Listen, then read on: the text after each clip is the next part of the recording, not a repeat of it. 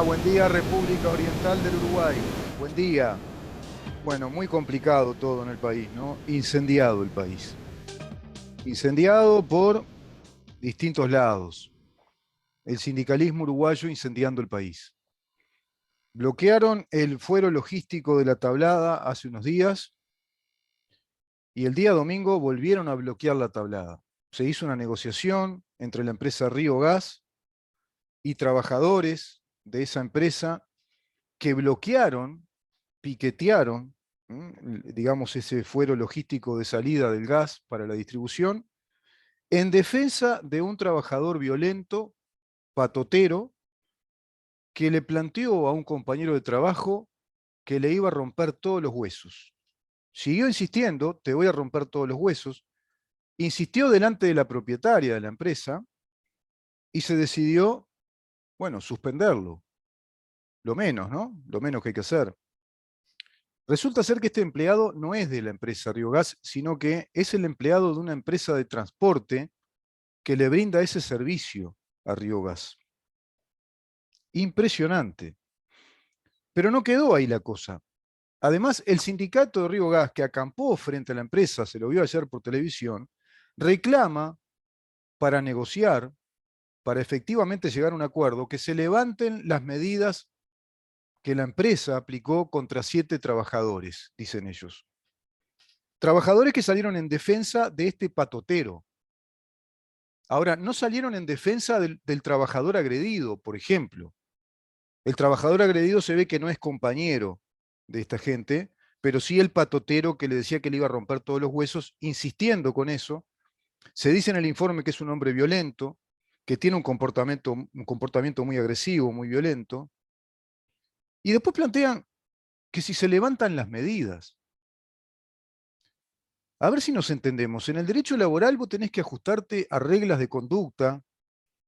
Vos tenés de pronto que ajustarte a los estatutos de esa empresa en la que trabajás, los reglamentos de taller se les llamaba en una época. Esos estatutos de la empresa son ley para cada trabajador.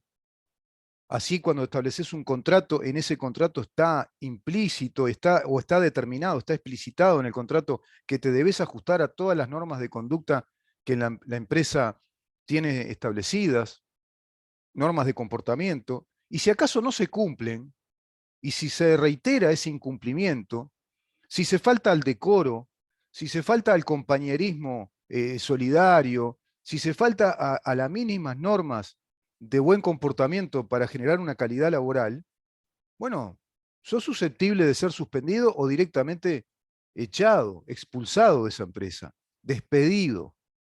Puede sobrevenir un despido. Y eso tendrá que ser dirimido en la justicia laboral, como corresponde. Irán cada una de las partes, se presentará un conflicto y ahí se tiene que resolver de acuerdo a derecho en un juicio determinado. Pero ¿qué es esto de estar patoteando y decir que si no levanta todas las medidas contra esos trabajadores no van a negociar? Y además piqueteando. ¿Y qué pasa ahí con la ley de urgente consideración? ¿No dice la ley de urgente consideración que ahora no se puede ocupar ninguna planta industrial, ninguna empresa, que no se puede hacer un piquete? ¿No dice el artículo de la LUC que hay que convivir pacíficamente aquellos trabajadores que quieren trabajar con aquellos huelguistas que quieren hacer la huelga precisamente en defensa del derecho de huelga? Bueno, evidentemente hay muchas cosas que nos cierran, muchas cosas que nos cierran. El comportamiento sindical de estas características para mí ya no es sindical, es un comportamiento político de barricada, es un comportamiento entre electoral y desestabilizador. El mundo se cae a pedazos, sube el petróleo de modo escandaloso, más amenazas con lanzamiento de misiles de Rusia. Esto no va a parar. Acá tenemos un frío tremendo ya, diríamos en el barrio, un frío de la masita. Pues justamente es la época, como decía el diputado Gianoli, en la cual acá nos consagramos como profetas. ¿Se acuerdan que habíamos profetizado que se venía el invierno y venían los paros en Río Gas o en Acodique, los suministradores del gas, ¡pum! Paro. Cualquier pretexto, lo que sea. Hasta puedo suponer, puedo intuir, no es prueba, por supuesto, yo no lo puedo aseverar periodísticamente, no corresponde, no es ético decirlo, pero sí puedo intuir en calidad de ciudadano que quizá todo esto esté programado, quizá este patotero salió a patotear programándose a hacerlo o lo programaron en equipo para provocar este conflicto y a raíz de este conflicto provocar todo digamos, toda esta exposición pública paralizando la actividad del suministro del gas. Es evidente que no se tratan de medidas sindicales racionales que estén en el fuero de los reclamos sindicales. No se trata de medidas que respondan a una necesidad real, urgente de trabajadores que se ven muy perjudicados por una situación de pronto laboral determinada. Reclaman que ingresen nuevos trabajadores. Esa es la otra plataforma. Que ingresen nuevos trabajadores a trabajar a estas plantas de suministro de gas y a su vez que se levanten medidas contra 7 trabajadores que salieron a solidarizarse con este trabajador violento. Por otro lado, nos encontramos con que FENAPES anuncia un paro general de la educación. Y a su vez nos encontramos con que el presidente de la República dice, bueno, acá los que salen perjudicados son los chiquilines. Qué sabiduría la del presidente, ¿eh? Nos entrega una sabiduría, o sea, es que no nos damos cuenta de eso. Y además dice el presidente, hacen un paro general por las dudas. Qué sabio. Claro, ¿cómo se da cuenta el presidente que lo están desestabilizando, que le están complicando las cosas? Pero se encarga inmediatamente el sabio presidente de decirnos, están en todo su derecho, están en todo su derecho, pero yo no comparto. Yo creo que es tiempo de dejar el comentario, dejemos de ser comentaristas. Se lo digo a senadores, diputados, al presidente, ya está incendiado el país. Estamos viviendo circunstancias que pueden ser muy similares a las de la década del 60, fines de los 60 y los 70, cuando se incendiaba el país con huelgas y paros, buscando cualquier motivo, pero no viendo el pelo en el huevo, poniendo el pelo en el huevo y diciendo, ahí está el pelo en el huevo. Hasta hay especialistas que salen a buscar pelitos bien finitos para ponerlos en el huevo y decir, ahí está el pelo. Es impresionante lo que pasa en el país. No importa el frío reinante, acá no les importa los que dicen ser tan populares y que les importan los trabajadores. Acá no les importan los trabajadores ancianos que ya están en calidad de jubilados, de jubiladas, el frío que se está padeciendo. Bueno, cortamos el suministro de gas. ¿Y cuál es el motivo por el cual se corta el suministro de gas y a su vez se piquetea una empresa, se hace una ocupación contraviniendo una norma legal actual, vigente? O sea, asumiendo medidas ilegales. Ilegales. ¿Cuál es la plataforma? ¿Qué es lo tan importante para llegar a una medida de estas características? Como anteriormente se hizo cuando se paró la refinería de La Teja, perjudicando precisamente a esa refinería y a la chimenea de La Teja. Nada más y nada menos que la refinería que nos suministra el combustible de los uruguayos, porque tenemos una empresa sola, ¿viste? Tenemos un monopolio que nos dicen que es de todos los uruguayos y que es intocable. Por favor, que no se privatice ANCAP, por favor. Pero después hacen lo que quieren con ANCAP. También el sindicato ANCAP ya planteando un paro. ¿Por qué? Y porque sube el combustible. Pero el combustible está subiendo en el mundo porque el petróleo sube y sube en el mundo y hay que pagarlo en dólares. Y si ANCAP no sube el combustible, después, ¿sabes con qué lo pagamos? Con más inflación. Se desata la inflación, pero rápidamente. Es una de las cosas que no se pueden hacer. Lo vamos a conversar con Caumón el próximo miércoles, si Dios quiere. Pero si hay algo que no se puede hacer, es que cuando sube el precio del crudo, un país no suba su combustible y que lo estire y que lo estire esa suba. Después esa suba es como si fuera una bomba de presión. Vas apretando, apretando y cuando soltás se expande la explosión de esa bomba que es precisamente esa inflación. Engañan a la población, engañan todo el tiempo, engaña al sistema sindical que no es sindical, que es político, ideológico, que están rabiosos por generar todo este clima de desestabilización para volver al poder del Estado. Es evidente que acá hay toda una traza o una trazabilidad de una conducta política que viene por décadas y que ya están en una situación determinada de su historia revolucionaria, muy vinculados todos, por supuesto, a las estrategias del Grupo de Puebla y Foro de San Pablo, y están buscando la desestabilización por doquier para llegar al poder político y lograr definitivamente la revolución socialista en el Uruguay. Si no tenemos claro eso, y el gobierno no lo tiene claro, el gobierno parece que está gobernando en un mundo absolutamente libre, en un país libre, democrático. No, tenemos una parte del país que quiere ser democrática y hay otra parte que no lo es y que ya muestra sus dientes y sus caninos y hasta babean y ladran porque no quieren vivir en democracia, quieren vivir su revolución socialista, porque el socialismo marxista campea en la emoción y en la emocionalidad, no es racional. Por lo tanto, un gobierno que se dedique a explicar las cosas y a comentar lo que pasa, ya no nos es válido, ya no alcanza con un gobierno que comente, tiene que tomar este tema en serio y tiene que plantearle a la población las medidas que se tienen que aplicar para que el gobierno pueda encaminarse, pueda funcionar. Así un país no funciona. Engañan, engañan a la población los pseudo sindicalistas y engaña también a la población el gobierno que hace como que no pasa nada. Paran por las dudas, dice el presidente. No, no es comentario digno, presidente. No nos alcanza con la ironía. Acá hay que tomar medidas. Hay servicios que son del Estado, el servicio educativo, el servicio de energía. Bueno, decreten la esencialidad del servicio. Y acá vengo a un tema que es fundamental y que no lo va a resolver este gobierno porque no tiene voluntad política para hacerlo. No lo va a resolver. Pero este es el tema que habría que resolver. El sistema de las relaciones laborales,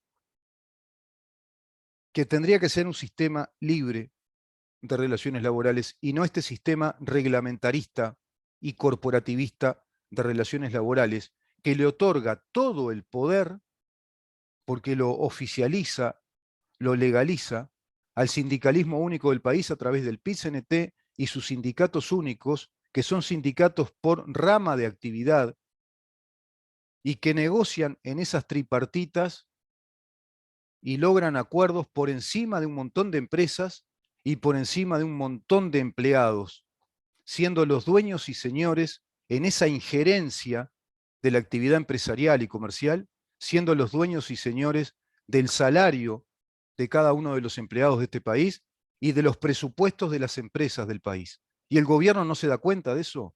Porque este sistema de las relaciones laborales corporativistas que provienen de aquella aplicación de Amézaga por el año 43, cuando toma el modelo de Mussolini de la Carta del Laboro, que era precisamente establecer esos consejos de salarios, esas negociaciones tripartitas entre el gobierno, los empresarios y los sindicatos, para evidentemente carterizar los sindicatos, Mussolini buscaba eso, sindicatos que atravesaran toda la actividad económica del país y lograr acuerdos entre los sindicatos y los empresarios que favorecieran al gobierno, a un gobierno socialista de un perfil nacionalista, es decir, un gobierno de derecha, pero que buscó la colectivización de los bienes de producción.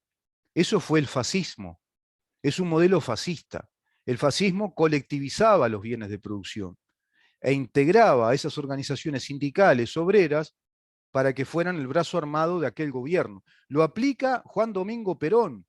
Es el sistema corporativista que hay en Argentina de empresas carterizadas que en connivencia con sindicatos políticos trabajan para el gobierno de turno. Y evidentemente el sistema en Argentina le funciona a los gobiernos peronistas y en este caso el gobierno kirchnerista. No le funciona a un gobierno, por ejemplo, como el de Macri.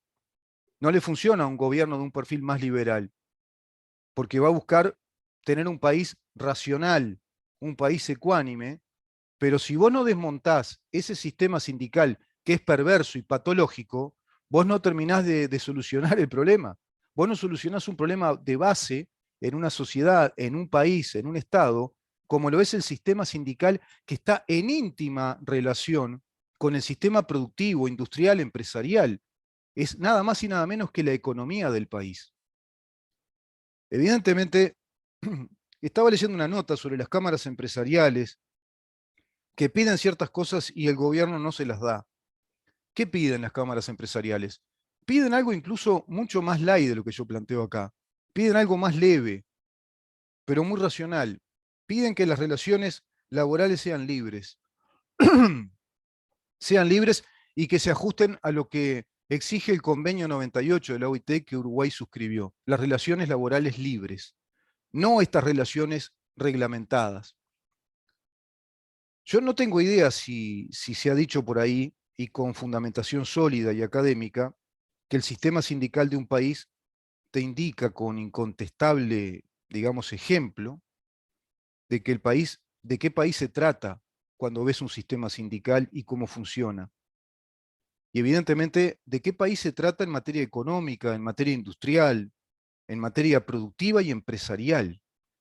No lo sé, no soy experto en esta materia, pero tengo la experta experiencia de mi condición de ciudadano, eso sí, y sufriendo junto a mi familia el deterioro económico y cultural de nuestra sociedad desde que el sindicalismo único, corporativo, de sindicatos únicos, negociaron con el poder político, vale decir, con la clase política desde la apertura democrática, por lo menos, aunque se negoció antes, con la creación de la CNT que negoció Ronnie Arismendi por los años 60. Pero a la apertura democrática, este sistema de la Gran Central Sindical, después pasó a llamarse PIT-CNT, Gran Central Sindical de Sindicatos Únicos, sin personería jurídica, muchos de ellos la Central Sindical no la tiene, la consultora Cuesta Duarte no la tiene, es decir, no hay un marco legal, regulatorio de organización sindical que establezca qué estatutos tienen que tener los sindicatos, a qué se deben, de dónde provienen sus fuentes de ingreso, cuáles son, quitar la retención obligatoria, compulsiva que hacen los sindicatos en toda la administración pública, por ejemplo. De eso no habla el gobierno. No se habla de solucionar temas claves, temas que cambiarían el país, cambiarían el paisaje del país, el paisaje sindical, el paisaje empresarial, el sistema de relaciones. Quizá no lo pueda hacer, y bueno, que lo digan. Quizá hay tantos pactos entonces que no se puede. Leí una nota publicada en El Observador, también en Montevideo Portal, respecto a un proyecto de reforma que plantea el gobierno en materia de negociaciones colectivas laborales. Entonces me fui para ahí y dije, bueno, a ver qué plantea. Bueno, finalmente el gobierno se digna, digamos, establecer la necesidad de una nueva ley en materia de negociaciones colectivas, de negociaciones laborales. La nota hace referencia, en verdad, a la disconformidad que mantienen los empresarios uruguayos con el proyecto de reforma del Poder Ejecutivo en materia de negociaciones colectivas. Se dice que el Ejecutivo no contempla que la negociación en el ámbito privado sea bipartita, por ejemplo, entre empresas y trabajadores. Eso plantea la Cámara Empresarial, que en el ámbito privado, en el ámbito de la propiedad privada, de las empresas privadas y de los trabajos en relación a empresas privadas, bueno, esas negociaciones sean bipartitas, entre dos partes, no tripartitas. Que se quite la injerencia del gobierno. Las cámaras empresariales mantendrán la queja si la iniciativa no tiene cambios en el Parlamento. El contenido de dicho proyecto, el cual será tratado por la Comisión de Legislación del Trabajo de la Cámara de Diputados, no colma las expectativas de las cámaras empresariales. A casi un mes de presentado, las gremiales no han hecho pública su posición. De todas maneras, fíjate vos, a pesar de todo esto, la Cámara Empresarial valora positivamente la iniciativa de ley como un avance. Yo creo que esta declaración es un poco para atemperar los ánimos, para darle un viso de expectativa y cierto amiguismo con el gobierno, algo así de declaración por la galería, como para ver si cabe la posibilidad, bueno, de allanar el terreno y lograr esto que pretende la Cámara Empresarial. Pero, por otro lado, claro, marcaron que no se cumple con viejas observaciones desde la OIT, desde la Organización Internacional del Trabajo, viejas observaciones hechas a Uruguay. En más de una oportunidad, la OIT ha señalado que los consejos de salarios, órganos tripartitos, los consejos de salarios, órganos tripartitos, Solo tienen competencia para fijar salarios mínimos. Solo tienen esa competencia para fijar salarios mínimos y que el resto de las condiciones de trabajo, por ejemplo, las actualizaciones de los salarios superiores a los mínimos por categoría, los beneficios laborales, sistemas de premiación, de estímulos, de gratificaciones que las empresas puedan dar a sus trabajadores. Por ejemplo, todo eso como la solución de conflictos que se pueden plantear, conflictos colectivos incluso, o pueden ser conflictos con un trabajador o colectivos, todo eso tiene que ser materia de negociación bipartita entre el empleador y el empleado, entre la empresa y los trabajadores, entre la patronal y los trabajadores. Y ahí no tiene por qué tener incidencia o injerencia el gobierno, el Estado, a través del Ministerio de Trabajo. Todo esto conforme al Convenio 98 de la Organización Internacional del Trabajo, al cual Uruguay suscribió. Este convenio es como la Carta Constitucional de los convenios internacionales de trabajo. Este convenio es el paradigma de las relaciones laborales. Es el que establece con claridad cómo se deben establecer las relaciones laborales de acuerdo a los principios laborales de las libres negociaciones. Porque si nos preciamos de vivir en un mundo libre, en un país libre, si este país, esa imagen y semejanza del mundo libre occidental, con economía de libre mercado, o con economía de mercado, como dice la Constitución española, con economía de mercado, con una sociedad de mercado, bueno, entonces es obvio, es lógico que las relaciones laborales tienen que ser libres porque responden a las necesidades coyunturales y a las circunstancias de las empresas, circunstancias financieras, circunstancias de mercado, circunstancias patrimoniales y evidentemente al devenir dinámico de esas relaciones de trabajo y de esas relaciones laborales, sociales, humanas, esas relaciones humanas entre los trabajadores y la empresa o entre los trabajadores en sí mismos, entre los trabajadores en sí, como ha pasado ahora con este pseudo conflicto de un trabajador que patoteó a otro amenazándolo de muerte, que le iba a romper todos los huesos. ¿De qué calidad laboral hablamos ahí? ¿De qué ámbito de prosperidad laboral podemos hablar ahí? ¿Y de qué ámbito de prosperidad empresarial podemos hablar en el país si ocurren estos hechos y se reiteran?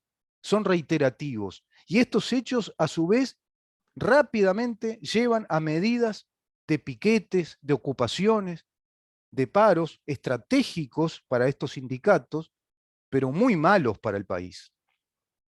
Y un gobierno que mira para el costado así, como que no pasó nada, y después allá va y toma una solución. Y un presidente que nos dice, están en todo su derecho, pero yo no comparto. No, no es así. Además hay una ley ahora. No fuimos todos a un referéndum y votamos. Y no, el pueblo uruguayo no le dio el respaldo a este gobierno con la ley de urgente consideración. ¿Y cómo es posible que estos señores ocupan cuando quieren, después allá va a la republicana y los hace desocupar, y el domingo ocuparon otra vez lo mismo, desconociendo en los hechos el valor de esta ley? Son contumaces, son rebeldes por excelencia. No les importa lo que el pueblo uruguayo refrendó en el referéndum, lo que dispuso que había que hacer. Pero si el gobierno no se hace eco de lo que el pueblo uruguayo le dijo, bueno, está fracasando. Está siendo un gobierno muy débil, no tiene el poder. Esto es la gran Piñera. Está pasando a nivel continental. Digamos que, lo dicen en España, un gran periodista español, las derechitas latinoamericanas, porque ya no sé si derecha, izquierda, la verdad que son motes, son calificativos que no dicen nada, pero vamos a ponernos en consonancia con la taxonomía que hoy se utiliza en el periodismo político, en los análisis políticos, en la sociología política.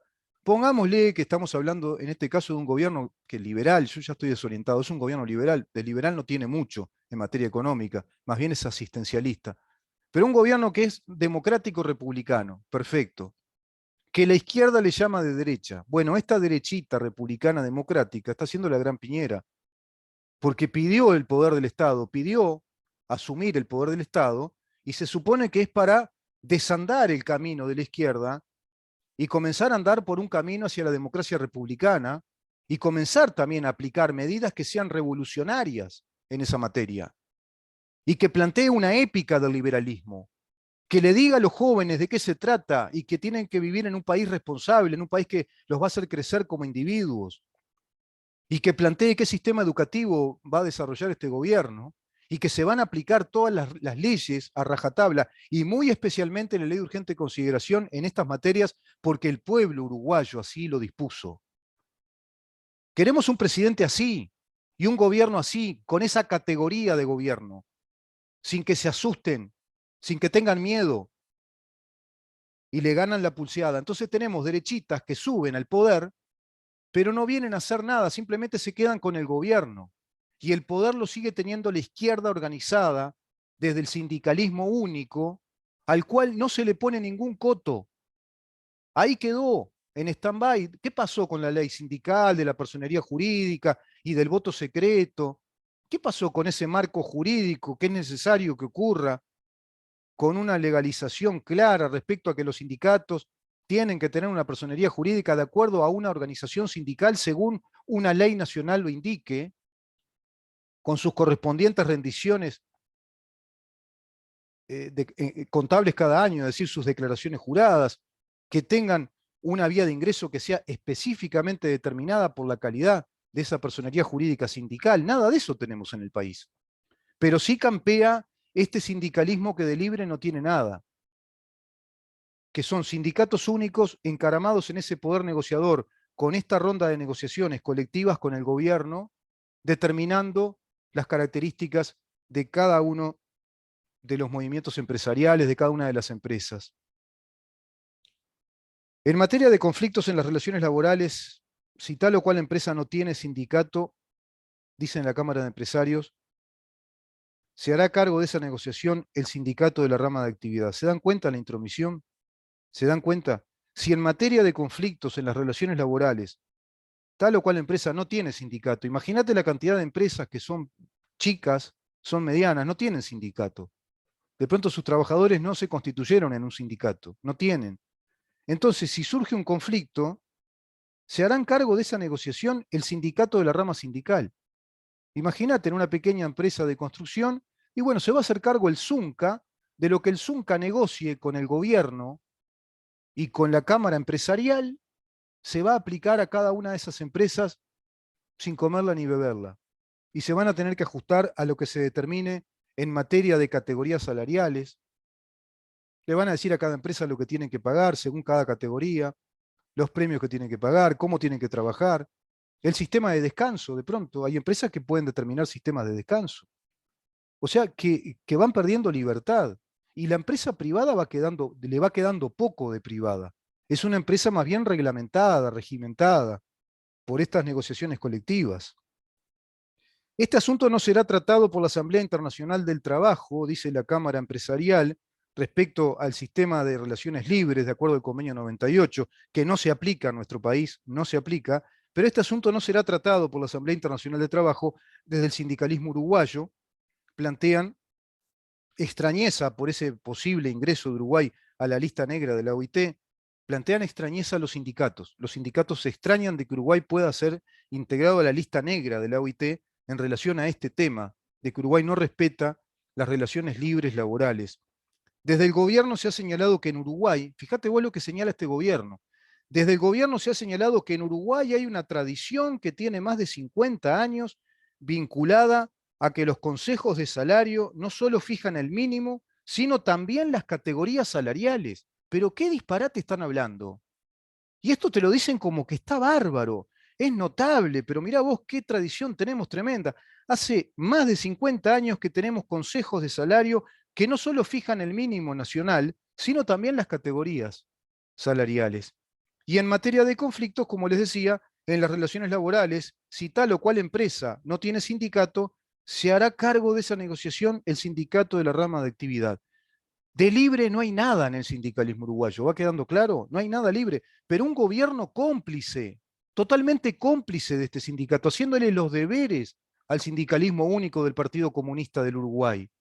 Por lo tanto, nos está dejando regalados a todos los uruguayos que votamos este gobierno. Estamos quedando regalados porque los temas que hay que solucionar, los temas urgentes, los temas importantes, no los soluciona, que es el sistema sindical, el sistema de relaciones libres, cortar con los consejos de salario, tiene que terminar, por decreto el presidente lo puede hacer, y que se negocien en el ámbito privado, las negociaciones sean libres y bipartitas entre cada empresa y cada sindicato, o una reunión espontánea de trabajadores que tengan la necesidad de negociar con la empresa. Y todo lo que haga al escalafón salarial, los tipos de salario, premios, régimen de licencias, resolución de conflictos, todo eso tiene que ser libre, no cooptado, tomado por un sindicalismo único concentrado en el PICNT, que eso ha sido el invento, vamos a ir a una pausa y seguimos con este tema, el invento que hizo el doctor Julio María Sanguinetti, retomando en parte aquellos consejos de salarios de la presidencia de Amézaga,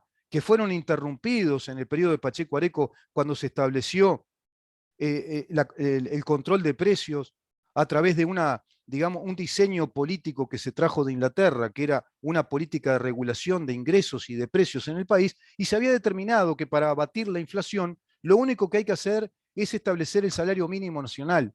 Y ese salario mínimo nacional que no esté a la par de la inflación, sino un poco por debajo, para ir estableciendo un efecto llamado de gráfica Serrucho que vaya descendiendo paulatinamente la inflación, porque si no vos provocás un empuje inflacionario, porque negociar salarios es negociar un impuesto inflacionario. Yo no sé si el gobierno tiene claro eso. Negociar salarios es negociar un impuesto inflacionario. Vamos a una pausa y continuamos.